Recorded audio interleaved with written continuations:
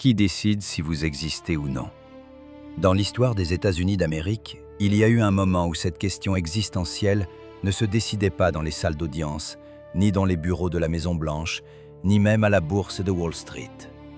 Elle se décidait dans une pièce spécifique, à l'intérieur d'une maison qui, de l'extérieur, semblait presque modeste comparée au palais qui avait poussé autour d'elle.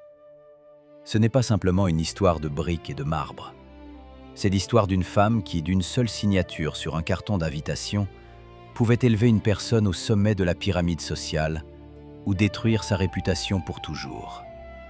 Bienvenue à Newport, Rhode Island. Un lieu où l'air est imprégné du sel de l'Atlantique et de l'odeur des vieilles fortunes. Nous nous tenons devant les grilles du manoir Beechwood. Si vous regardez les bâtiments voisins, les gigantesques monuments de marbre comme The Breakers ou Marble House, Beechwood pourrait vous sembler étonnamment sobre. Une façade crème, des lignes classiques, un style italien. Pas de gargouilles criardes, pas de portail doré de 3 étages de haut. Mais ne laissez pas cette modestie extérieure vous tromper. En 1881, lorsque cette maison est passée aux mains de nouveaux propriétaires, elle est devenue le bastion le plus imprenable de l'hémisphère occidental. C'était une forteresse. Et le commandant de cette forteresse était une femme dont le nom était prononcé à voix basse, avec un mélange de révérence et de terreur. Caroline Schermerhorn Astor. Alors que d'autres riches construisaient des maisons pour crier leur richesse, Madame Astor, comme on l'appelait, simplement Madame Astor, sans prénom, comme si elle était la seule au monde, utilisait Beechwood pour garder le silence. Elle n'avait pas besoin de preuves de son statut. Elle était elle-même la preuve. Mais pourquoi cette femme, possédant une fortune qui, convertie en argent moderne, se chiffrerait en milliards, ressentait-elle une menace constante? Pourquoi a-t-elle transformé sa maison d'été en un filtre des plus complexes, à travers lequel seuls les élus pouvaient passer? À l'intérieur de cette maison se trouve une salle de bal. Et dans cette salle, il y a une particularité architecturale qui a changé l'histoire sociale de l'Amérique. Cette salle pouvait accueillir exactement 400 personnes. Pas 401, pas 450. Exactement 400. Si vous étiez le 401e, vous restiez dehors, au sens propre comme au figuré. Aujourd'hui, nous passerons par ces portes.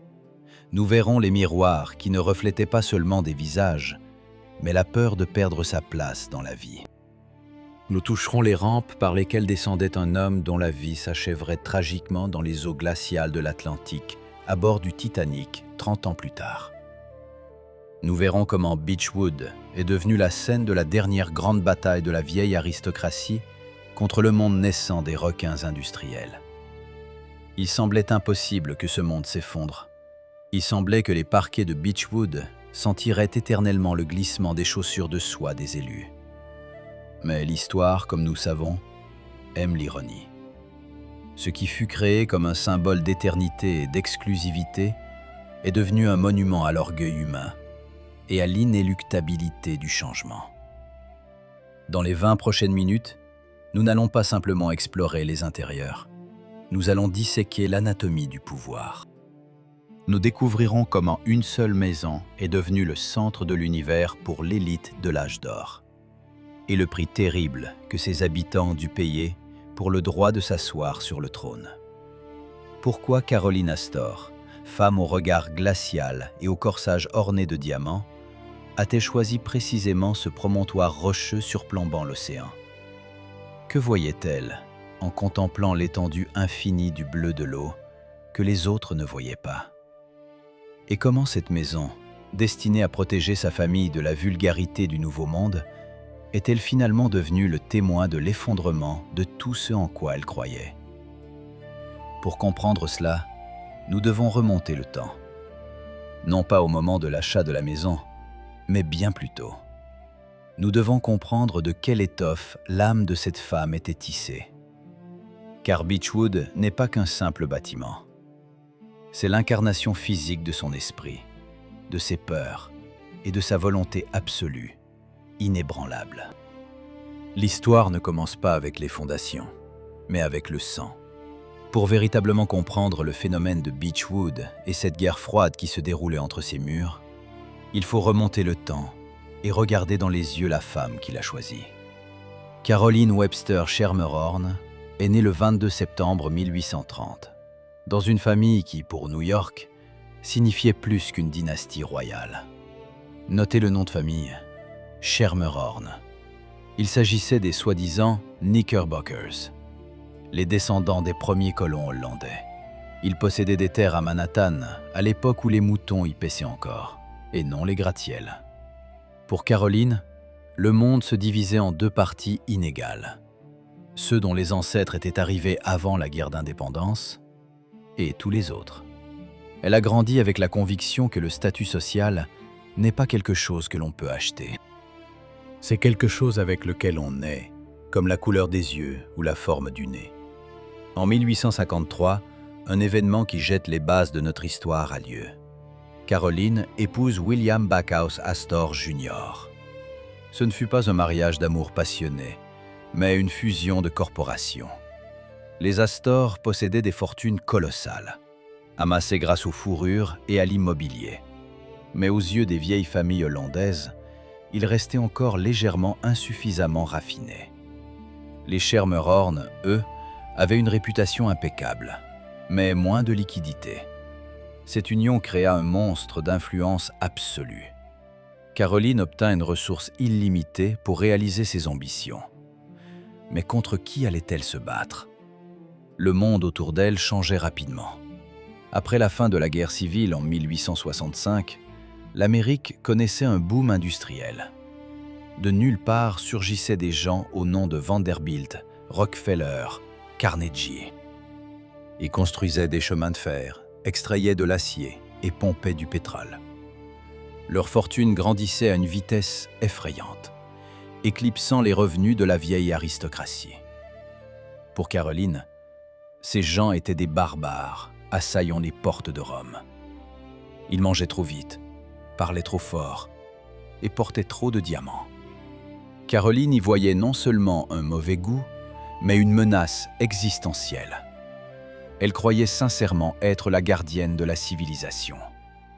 Si l'on permettait à l'argent de déterminer le statut, raisonnait-elle, la société sombrerait dans le chaos de la vulgarité. C'est alors qu'elle conçut une stratégie aussi géniale que cruelle. Elle comprit qu'elle ne pouvait pas empêcher les nouveaux riches de gagner de l'argent.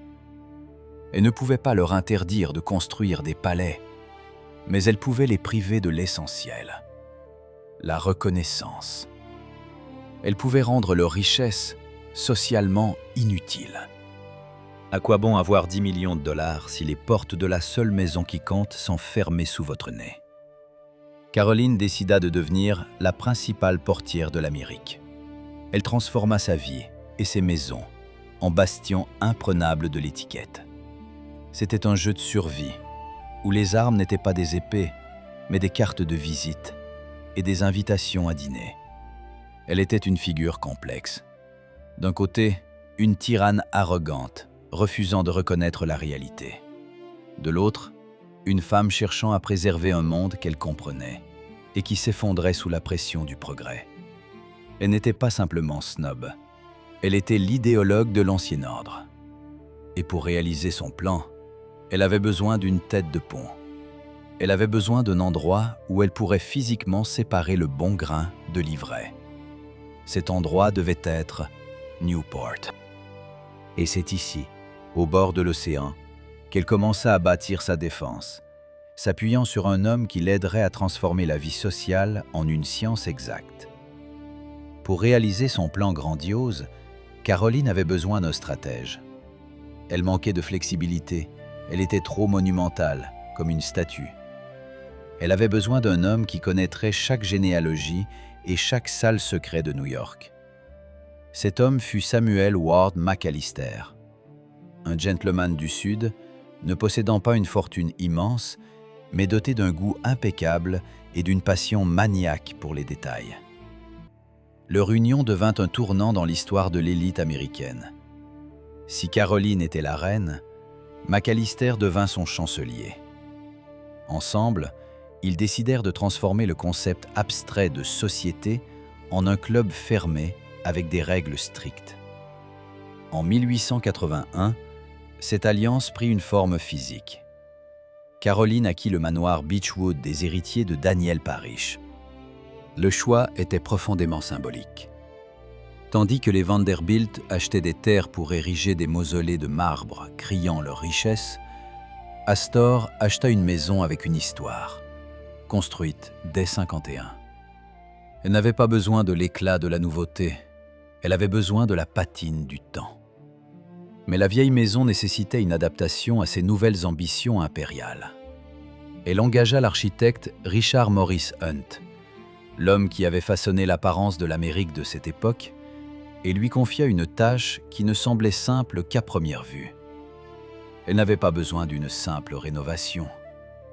Elle avait besoin d'une scène pour un tribunal. Hunt dépensa 2 millions de dollars pour la reconstruction, ce qui, converti au taux de change actuel, représente des dizaines de millions. Le changement principal fut l'ajout d'une nouvelle aile avec une salle de bal. Et ici, le calcul froid de Macalister et la volonté de fer d'Astor fusionnèrent. Ils calculèrent mathématiquement que la salle devait accueillir confortablement exactement 400 personnes, pas plus. Ce nombre, 400, devint magique et fatal à la fois. Macalister déclara publiquement « À New York, il n'y a qu'environ 400 personnes qui font réellement partie de la société. » Ce fut une décision marketing géniale. En limitant l'espace physique de la salle de bal à Beechwood, ils créèrent une pénurie artificielle de dignité. Désormais, chaque millionnaire du pays se réveillait avec une seule pensée: ne pas être le 401e. Beechwood cessa d'être une simple résidence d'été. Il devint un filtre, séparant les élus des plébéiens. Et c'est ici que les vieilles traditions rencontrèrent une nouvelle et impitoyable mécanique sociale. Quand un invité franchissait le seuil de Beechwood, il comprenait instantanément la différence entre une maison simplement riche et la résidence d'un monarque. La sobriété extérieure de la façade cédait la place à l'éclat éblouissant des intérieurs, inspiré du Versailles français. L'architecte Richard Morris Hunt avait conçu l'enfilade de pièces de manière à ce que chaque pièce suivante intensifie la crainte du visiteur.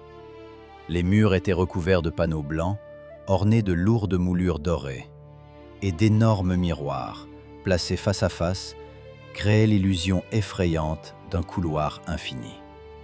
Dans ce labyrinthe de miroirs, les reflets des diadèmes sertis de diamants se multipliaient à l'infini, créant l'effet de la présence d'une foule de milliers de personnes, même si la pièce était vide. L'air y sentait toujours un mélange de roses fraîches de serre, apportées le matin, et de cire d'abeilles coûteuses, dont les domestiques frottaient les parquets jusqu'à les rendre glissants comme de la glace. Le cœur et les poumons de cet organisme étaient la salle de bal elle-même. C'était un espace d'une géométrie parfaite, calculé avec une précision chirurgicale. D'énormes lustres de cristal pendaient du plafond, comme des cascades de glace figées, inondant d'une lumière électrique impitoyable le parquet fait de bois rare. Il n'y avait pas de coin sombre où l'on pouvait se cacher du regard scrutateur de la maîtresse de maison. Tout était visible. Des dizaines de domestiques en livrée bleue, la couleur emblématique de la maison Astor, se déplaçaient en silence absolu, comme des fantômes, servant du champagne et disparaissant dans les murs. Cette armée invisible assurait un rythme de vie impeccable, où aucune serviette ne pouvait être de travers. Mais l'outil psychologique le plus puissant était la zone de réception. Caroline Astor ne rencontrait jamais ses invités à la porte. Elle les attendait au fond de la maison, debout sous un immense portrait d'elle-même, peint par le célèbre artiste Carolus Duran. Cela créait un effet de double présence écrasante. La reine vivante et son image majestueuse et immortelle regardaient simultanément le nouveau venu. L'invité devait traverser toute la salle, sentant sur lui les regards de centaines d'yeux de concurrents pour s'approcher d'elle.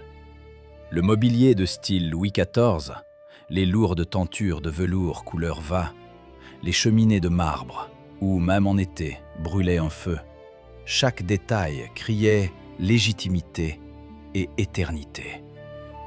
Beechwood n'était pas conçu pour le confort, mais comme un temple du culte de la personnalité, où chaque chaise et chaque vase servaient un seul but: vous faire sentir votre insignifiance devant la grandeur de Madame Astor.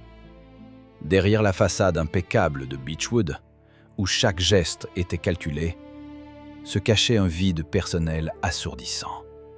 William Backhouse Astor Jr., l'homme dont l'argent payait ce spectacle, le détestait de toutes les fibres de son être. Il qualifiait ouvertement la vie à Beechwood d'insupportable et s'échappait sur son immense yacht en basse adresse, préférant le vent salé et la compagnie de femmes de réputation douteuse à l'étouffante étiquette de sa femme. Caroline restait seule sur son trône. C'est là que réside la tragique ambivalence de sa figure. Elle était la reine toute-puissante de la société, mais une solitaire absolue dans son propre mariage. Nous devons nous demander, était-elle une héroïne, protégeant la culture de la vulgarité, ou une tyranne, sacrifiant le bonheur de ses proches pour une idée abstraite d'élitisme?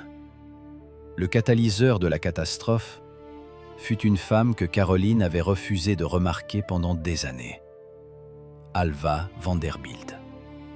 Ce fut une guerre de deux mondes, et Alva frappa au point le plus vulnérable: le cœur maternel.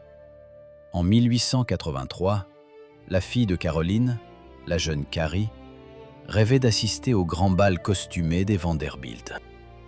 Elle préparait son costume, répétait la quadrille.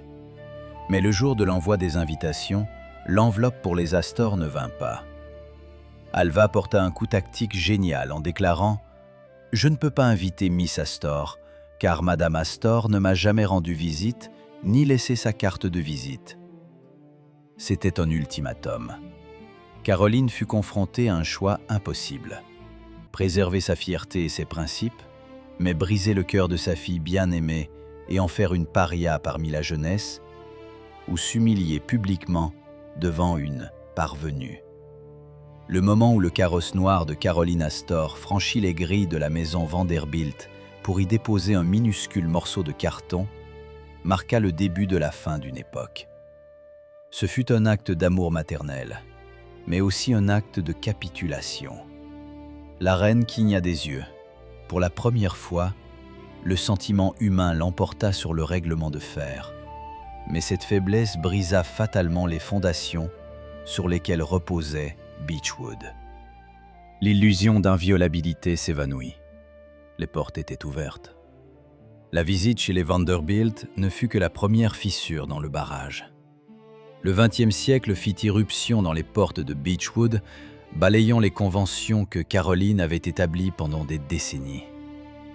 En 1908, la reine de la société décéda. Pour la première fois depuis un quart de siècle, un silence absolu, assourdissant, régna dans la salle de bal de Beechwood. La maison, qui avait été un instrument de pouvoir, fut orpheline. Elle passa à son fils, le colonel John Jacob Astor IV, et cette transition marqua une transformation radicale de l'essence même de l'héritage des Astor. John Jacob était un homme d'une toute autre époque. Si sa mère regardait le passé, essayant de le conserver, Jack, comme l'appelaient ses proches, était obsédé par l'avenir. Il était un inventeur, ayant breveté un frein de bicyclette et un vibrateur pour le revêtement routier. Il écrivait des romans de science-fiction sur la vie sur Saturne et Jupiter. Il se sentait à l'étroit dans le corset étouffant de l'étiquette maternelle.